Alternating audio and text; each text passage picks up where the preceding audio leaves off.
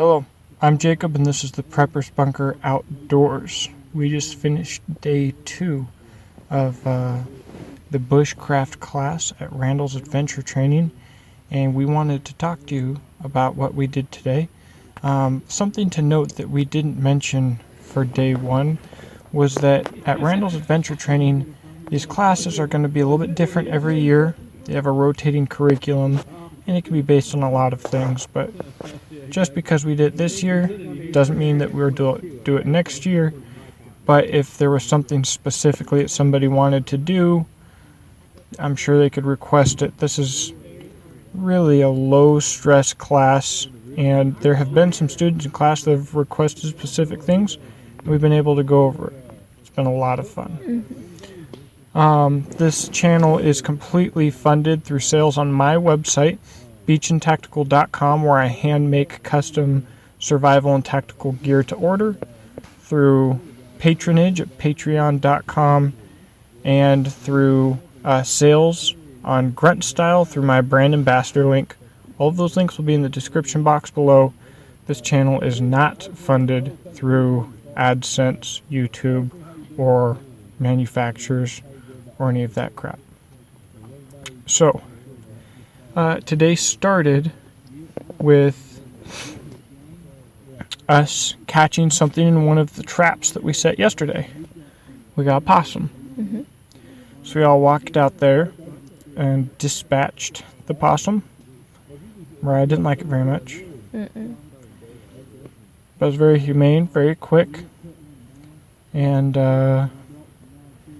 we end up getting back to that a little bit later. That gets more exciting. So, what do we do next? Did we go into hand drills? Is that what we did after that? Yeah, and that was pretty involved. So Yeah, we didn't spent a just lot of do time. normal hand drills. What we did was we used a straight wood dowel, and then we attached a piece of bamboo to the end of the wood Piece dowel, of cane. or cane, not Cane. bamboo, Right, it was cane. so that we could attach or insert into the other side of the cane different hand drill materials. Do you remember what we used, what it was called? For the piece on the end? Was it ragweed? Dried ragweed? Yes, I believe that was it. I was really proud of myself, guys. My first attempt at a hand drill, I got my coal, and that was really cool. You did a great job. It's a little more in depth than just attaching the cane, because we wrapped twine around both ends of the cane so it wouldn't split out, and then on the end of the cane near the base, we actually did split that down to the twine to make it easier to insert rods into that. But what did you think about that whole procedure? Well, I thought it was a really cool process. I mean, something that's been really amazing about this class, it is a bushcrafting class, so everything that you're using, you're trying to make, or it's just amazing, like what kind of things that you can make just from nature. So taking all of our materials and doing like the carving and all that, it was really neat. And then there was a lot of success in our class. There was a lot of people that got those coals after trying. So that was, I think it's definitely a morale booster if you do get the coals and stuff. Definitely. So we worked on the hand drills for quite a while. A few people got 2 coals and other things. Meanwhile, we had other groups of people over there working on skinning that possum. And that was awfully cool.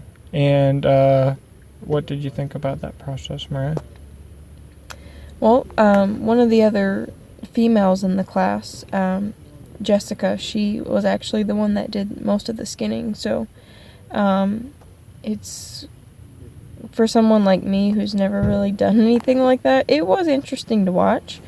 It was interesting to see somebody that probably has similar strength to me. She's probably a little stronger than I am, but to be able to see her like cut through and to pull the skin off and stuff.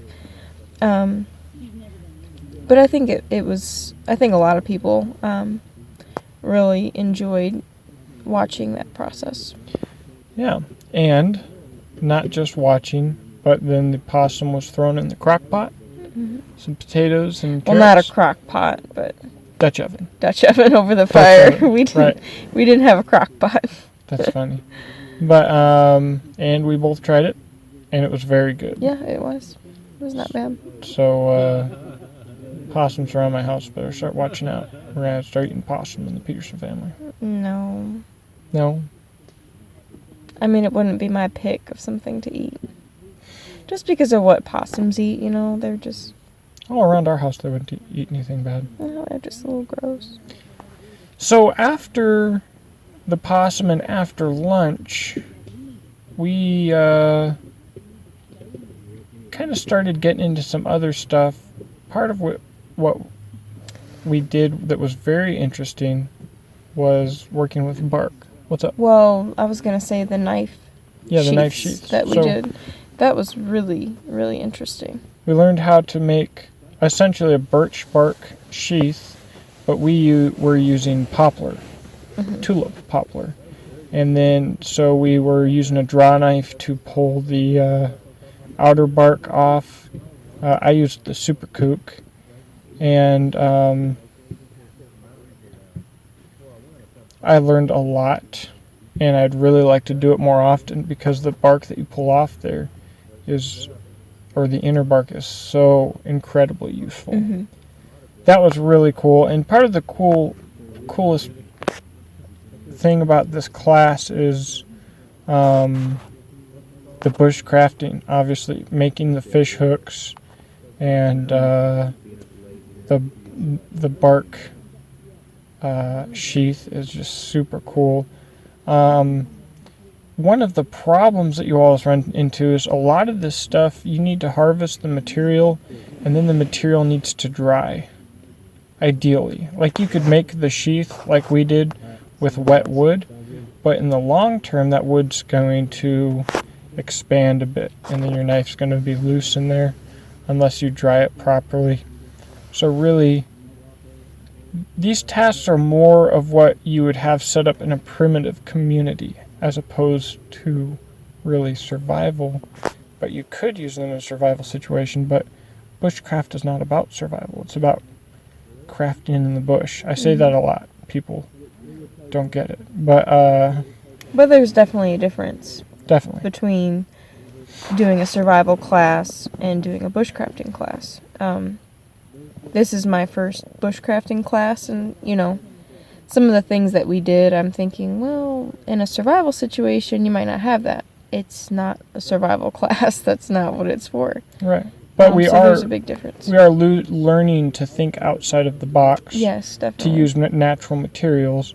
And that's the thing, is everything about bushcraft can be very pertinent to survival. And a lot of things in survival have nothing to do with bushcraft. So you're just adding tools to your toolbox. Right. And then after that, we kind of split off and did a few different things. A couple guys made fire tongs for grabbing things out of the fire out of hickory. And we worked on some spoons and some other stuff. I broke my spoon. I think I had a pretty nice one started, and I ruined it.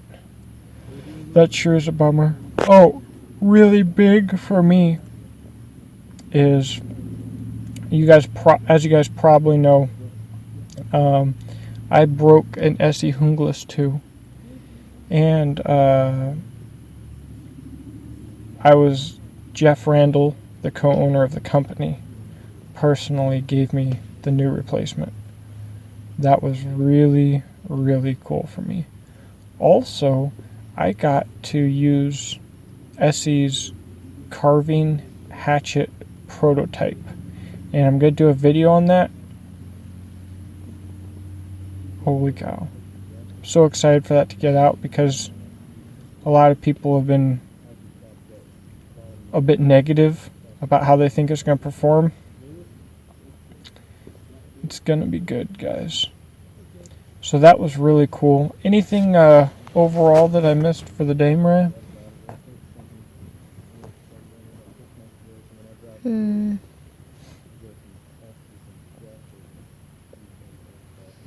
I feel like that mostly covers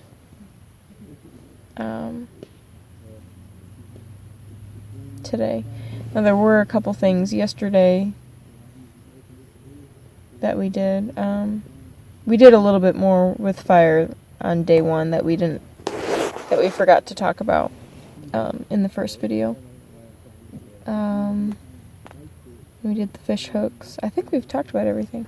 Yep. Well, and guys, first off, you're not going to use these videos to really learn. This is about the classes. So if you want to learn what we learn in the classes, you got to go to the class, really. But there's so much that I can't share with you, even from outside of the class. The camaraderie, the type of people that attend these classes. So really friendly people of all different skill levels. To be honest, like, we brought soup and stuff, and we haven't even eaten our own food for multiple meals because people are cooking incredible food in huge amounts and inviting people over to eat it, and we've been eating very well. Yeah, we've had chili, we had fajitas for lunch. Those were good, yeah. We had some steak. Yeah, we had some steak. Blueberry cobbler. We did have blueberry cobbler. We had sausage and eggs for one of the mornings. Yep. So, guys, we've been so spoiled. The Randall's Adventure Training community is just awesome. I'm all about it, guys. Really cool place, down-to-earth skills. James Gibson. I don't know if we already mentioned this. We're going to start doing the paperwork to adopt him as a grandpa. He's really awesome. We might try and spend some time with him in maybe his shop for our 5-year anniversary, because we're going to be around his area. So just what an incredible time, guys. And they do a lot of different stuff. And the other thing that they do that's really cool is they do parent-child classes. How cool is that? So today was a blast. I know we have some things in store for tomorrow. Don't know exactly how it'll work because it's supposed to thunderstorm all night. But we shall see, guys. So I hope you enjoyed this video. Let me know what you think in the comment section below. I hope that you subscribe and have a blessed day. Thank you for watching.